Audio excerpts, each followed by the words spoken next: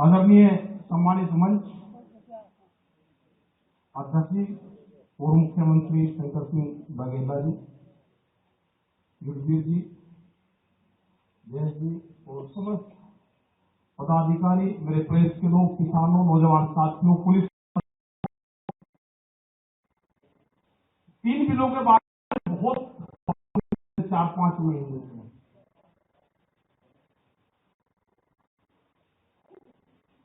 गुजरात के बारे में भी बहुत बात होती है पूरे देश भर में। अलग अलग स्टेट की अलग अलग समस्याएं होती है, क्योंकि गुजरात की खबरें बाहर नहीं जाती, ये भी बात होती है। एक पुलिस का ऐप था, उसमें पूरे देश भर के नंबर थे, लेकिन गुजरात का एक नंबर किसी पुलिस प्रशासन के प्रशासनिक थाने का या उसका नंबर नहीं था। गुजरात का एक सरकारी नंबर भी देश के किसी हिस्से में नहीं है। अब हो सके कि आप होगा हो एक आध साल से पहले नहीं था। गुजरात के लोग बंधन में है पूर्ण रूप से। यहां के लोग अगर दिल्ली के आंदोलन में गए तो आबू रोड से बैठे, और ये है कि सरपंच को पता ना चल जाए, लोकल के थाने को पता ना चल जाए, एक चीज की रिपोर्टिंग है।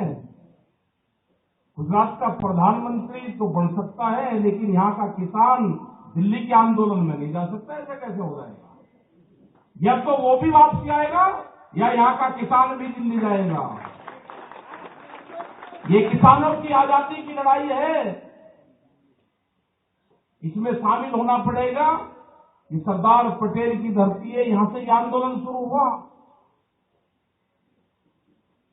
ये गांधी की धरती है। दोनों तरीके के आंदोलन होंगे। शांतिपूर्ण तरीके से आंदोलन करवाना चाहती है यहां की सरकार, तो शांतिपूर्ण तरीके से होगा। क्रांति से करवाना चाहते हैं तो क्रांति से होगा। पुलिस प्रशासन अंडर प्रेशर काम ना करे, वो नहीं होगा। अब यहां पे बहुत मेहनत करता है पुलिस प्रशासन यहां का। हम पिछले 2 दिन से हैं, बहुत एक्टिव फोर्स है, बहुत एक्टिव है। नहीं हमें साथ में लेकर आए, बहुत ड्यूटी देते हैं ये लोग, कल से पूरी ड्यूटी निभा रहे हैं। इनका भी धन्यवाद है, ड्यूटी दे रहे हैं। लेकिन इनकी भी आवाज उठानी पड़ेगी हमको। जो पुलिस फोर्स के लोग हैं, इनकी भी आवाज उठानी पड़ेगी। ये भी हमारे ही परिवार से है। आपने कभी फोर्स के लोगों का मकान नहीं देखा किसी पुलिस वाले का? जाकर देख लेना कभी, उनसे दोस्ती करके उनका जो सरकारी क्वार्टर मिलता है वो जाकर देख लेना, उसमें 2-4 पाई नहीं आएगी। ये आंदोलन नहीं कर सकते। ये ड्यूटी तो देंगे, यहां से लगाकर वहां तक देंगे, किसान को गिरफ्तार करेंगे, उसके घर के बाहर बैठ फेरेंगे, उसको वहां पर नहीं जाने दें, क्योंकि बंधी हुई है फोर्स की नौकरी, वो करेंगे ये। लेकिन सूर्यत के नाम पे पूरे देश के पुलिस फोर्स के लोगों के पास में कुछ नहीं है। 2014 के बाद में जो भी सरकारी कर्मचारी भर्ती होगा उसको पेंशन नहीं है, लेकिन एमपी एमएलए को जरूर पेंशन है। अब ये होगा या तो उनको भी पेंशन मिलेगी या उनकी भी पेंशन खत्म होगी। आंदोलन हम मदद करते हैं इनकी भी, लेकिन आंदोलन का तरीका भी सिखाएंगे। अगर किसी किसान को गिरफ्तार करके लाया जाएगा, उत्तर प्रदेश और हरियाणा, राजस्थान की तर्ज पे पशुओं के साथ में गिरफ्तारी भी होती है, वो भी सिखाना पड़ेगा यहां की फोर्स को। अगर एक किसान जाएगा तो उसका पशु भी थाने में ही जाएगा, उसको भी लेकर जाओ, उसको भी खाने का दो। पशु के साथ में भी गिरफ्तारी होती है, इनसे भागने की जरूरत नहीं। पुलिस अगर घर पाए लेकर चले, इनको चल मेरे पशु भी तो जाएंगे भाई, मैं इनको कहां छोड़ दूंगा, उनके वहां पर बांध दो। पशु के साथ में भी गिरफ्तारी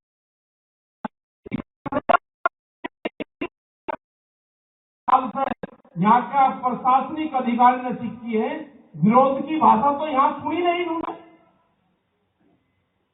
यहाँ के किसान को कुछ होगा तो उत्तर प्रदेश में जहां जहां पे भी इनकी सरकारें हैं वहां पे आंदोलन होगा। हम यहां पे वैसे ही नहीं आए। यहां पर जिस दिन युद्धवीर सिंह 5-6 दिन पहले प्रेस कॉन्फ्रेंस करके गए यहां से, तो प्रेस के बीच में से उठा लिए, महिलाओं का सहारा लिया कि महिलाओं के ऊपर कुछ नहीं कह सकते, ना हाथ ना उठा सकते, भाई महिलाएं कोई आ रही तो हाथ ऊपर ही करना पड़ेगा, उनका इस्तेमाल करा। वे अधिकारी थी, वे लेकर गई, क्या कह गए आदमी। गुजरात के किसानों को भी आजादी मिलेगी, यहाँ के दुकानदारों को भी आजादी मिलेगी, यहाँ के नौजवानों को भी आजादी मिलेगी। यहाँ पे आंदोलन भी होंगे, वो तैयारी अपनी कर ले सब लोग। ट्रैक्टर से आंदोलन होंगे। प्रधानमंत्री ने कहा कि फसलें आप मंडी के बाहर कहीं पर भी बेचो, ठीक बात कही, कानून आ गया, वापसी हुआ नहीं, मंडी के बाहर ही बिकेगी, विधानसभा पे बिकेगी, डीएम डीसी के ऑफिस पे बिकेगी, पुलिस प्रशासन रोकेगा तो थानों में बिकेगी, सब जगह बिकेगी, विधानसभा पे बिकेगी, पार्लियामेंट पे बिकेगी। अडानी का सेंटर तो खुला है, एक खुल जाएगा, एक उसका क्रय केंद्र खुलना, अडानी क्रय केंद्र खुल जाएगा। एमएसपी कहा कि एमएसपी है, थी और रहेगी। कानून पहला आगे देश में, एमएसपी पे कानून नहीं।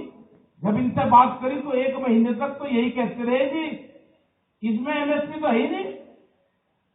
मतलब यही तो लूट का साधन बनाया कि एमएसपी को बाहर रखा, गोदाम पहले बने और कानून बाद में आए, और एमएसपी है नहीं, सस्ते में फसलों को लूटने का टेंडर बनाया। ये कानून नहीं, सस्ते में किसान की फसल कैसे लूटेगी। जैसे यहां पे पटाटों का किसान है, आज 3 रुपए किलो बेच रहा, आज से 2 महीने पहले 40 रुपए किलो से नहीं खरीदा। ये है कानून। उनके गोदामों में बंद होगा, जब फसलें आएंगी तो रिलीज कर देंगे, वे मार्केट को डाउन करेंगे, फेर माल खरीदेंगे, गोदामों में बंद करेंगे, ताला लगाएंगे, चाबी बंबई में रहेगी, गोदाम यहां पे बनेंगे। और भूख कितनी लगी है, भूख के आधार पर देश में रोटियों की कीमतें तय होंगी। रोटी तिजोरी में बंद होगी, ये तो देश में नहीं होगा। आंदोलन करना पड़ेगा। आंदोलन नहीं होगा। आप अगर जिस दिन 60 गांव की जमीन रिलायंस को दी, उस दिन कोर्ट की बजाय आप आंदोलन पर चले जाते, तो ये लाठी लेकर जो पूरे देश में जमीन लूटने का काम कर रहे हैं ना, ये यहीं रुक जाते गुजरात में। 60 गांव के लोग बर्बाद हुए हैं। आपने मान लिया, उन्हें जमीन ले ली, एक बड़े व्यापारी को जमीन दे दी। मुंबई का रहने वाला आदमी खेती गुजरात में करेगा, उसको फायदा होगा। जो गुजरात का खेड़ू समाज है, वो गांव में रहता है, वो अपने खेत में काम करता है, उसको नुकसान है। फसलों पर लागत बढ़ रही, फसल बेचते हैं तो कम रेट में बिकते हैं, आमदनी दुगनी होगी। जो मैथ का टीचर है, उस टीचर से जरूर मिल रहा है लोगों को। वो फार्मूला कौन सा है उनके पास में। यहां से जो प्रधानमंत्री ने स्पीच दी, ये कहा कि किसान की फसलों पे आने वाली लागत, उस पर बीज, खाद, पानी और लागत, उन सबको जोड़ के उस पर 50% का मुनाफा दिया जाएगा। वो यहां से स्पीच दी गई। वो 50% का मुनाफा चाहिए। वही तो स्वामीनाथन कमेटी की रिपोर्ट थी, वो नहीं लागू हुई।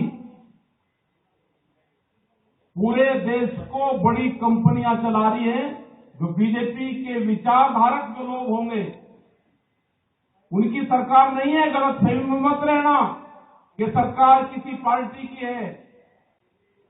सरकार अगर किसी पार्टी की होती तो वह किसानों से जरूर बात करती। सरकार तो कंपनियों की है। वे तो खामखा हमको काले झंडे दिखावे। अरे हमको झंडे क्यों दिखाओ? झंडे भाई प्रधानमंत्री को दिखाओ।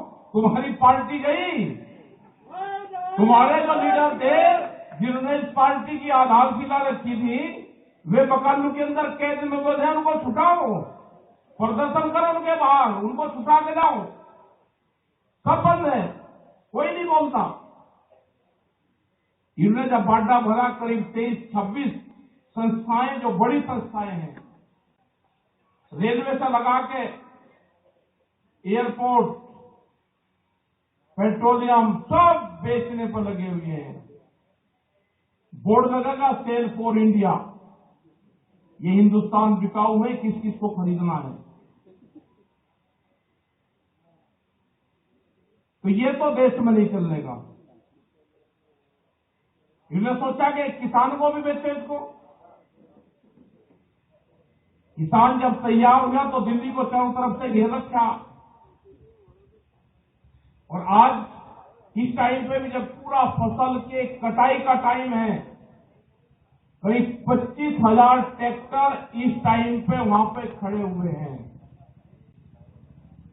सारे रास्ते बंद है दिल्ली के। सब दवाइयां आजमा ली उन्होंने। इन्हें पहले कहा कि ये तो किसान अगर सरदार है तो खालिस्तानी है, ऐसे शब्दों का इस्तेमाल करा जो देश में प्रतिबंध थे। अगर कोई मुसलमान है तो ये पाकिस्तानी है। ये चला कई महीने, फिर चला के 2-3 स्टेट का है, वो भी नहीं चला। फिर चला के जाटू का आंदोलन है, वो भी नहीं चला। फिर चला के छोटा बड़ा किसान है, एक फसल का आंदोलन है। हमने कहा कि इनको कहने दो जो भी कह रहे। इनमें वहां पर 10 साल पुराना ट्रैक्टर नहीं चल सकता वहां पे एनसीआर में पूरे में, और आपके यहां 15 साल पुराना नहीं चल सकता। गलतफहमी में आप भी मत रहना। तो हमने कहा कि एनसीआर में 10 साल पुराना ट्रैक्टर ही 26 तारीख में परेड में शामिल होगा। 3.5 लाख ट्रैक्टर दिल्ली की सड़कों पर चले, चमचमाती सड़कों पर। 25 लाख आदमी थे। इन्हें सोचा कि उनको जाल में फंसाओ और उनको रास्ते दे दिए, उल्टे सीधे रास्ते दिल्ली के देके, और कुछ ट्रैक्टरों को लाल किले पर लेकर बहका के कुछ बालकों को लेके वहां पे एक खाली पाइप था, उस पर एक धार्मिक झंडा लगवा दिया कि पूरी फ्री प्लांट है कि इनको धार्मिक उसमें में जाओ। वो तो वहां से निकले थे, पूरा बदनाम करने की कोशिश करी। इनको लगाव नहीं है, तिरंगे से भी लगाव नहीं है। हमने इनको कहा कि करीब 3-4 लाख तिरंगे झंडे लेके आज किसान दिल्ली की सड़कों पे है। इनके ऊपर तो सरकार को पुष्पवर्षा करनी चाहिए कि इतना बड़ा नेशनलिज्म दुनिया में कहीं देखने को नहीं मिलेगा कि किसान अपने हाथों में तिरंगा लेके और दिल्ली की चमचमाती सड़कों के रिंग रोड पे को घूम रहा है। उसके ऊपर तो फूलों से पुष्पवर्षा करनी चाहिए। इनको कोई लगाव नहीं है तिरंगे से। तो ये है कि न इनको देश से लगाव है, न इनको तिरंगे से लगाव है, न इनको किसी जाति धर्म से लगाव है। इनको लगाव है वोट से, सत्ता पा गए और इस देश को बेचने से लगाव है। इसको बचाना है तो आंदोलन करना पड़ेगा। बगैर आंदोलन के कुछ नहीं होगा।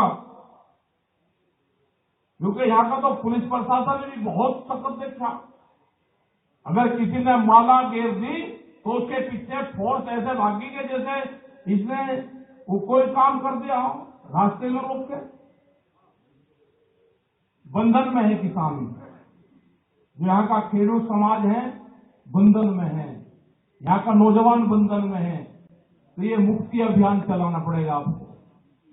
जिस दिन यहाँ का समाज गाड़ी लेके, झंडा लगा के, प्रेस में बयान देके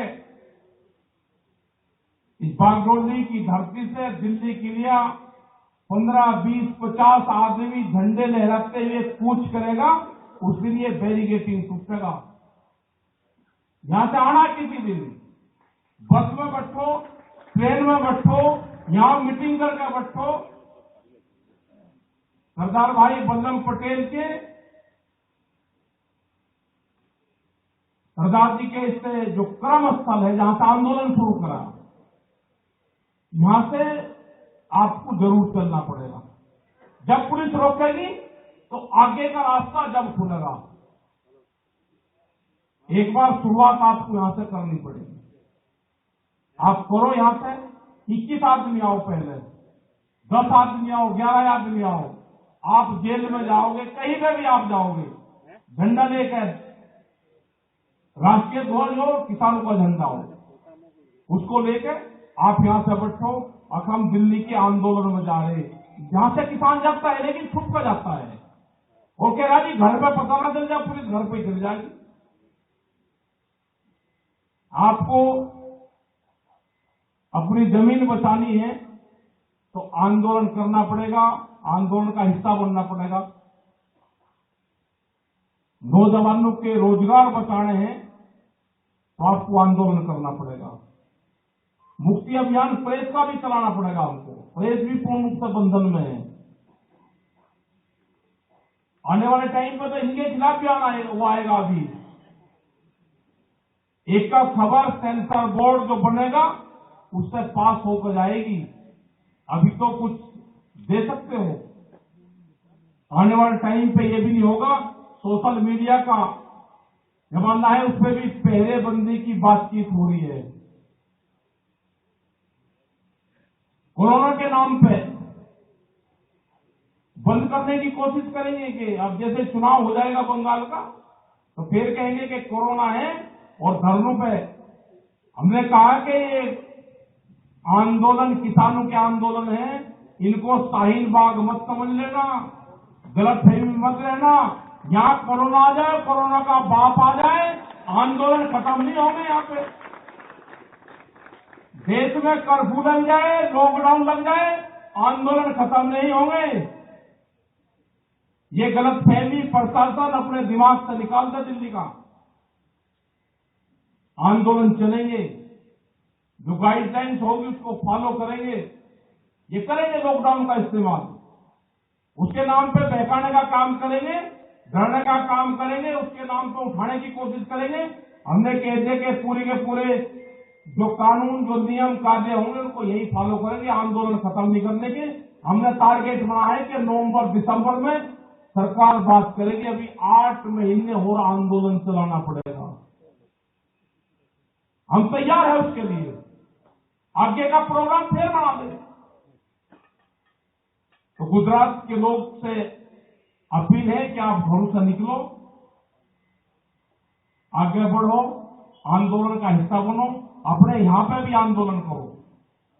आप नहीं करोगे जमीनें जल जाएगी, तो आने वाली पीढ़ी आंदोलन नहीं करने की।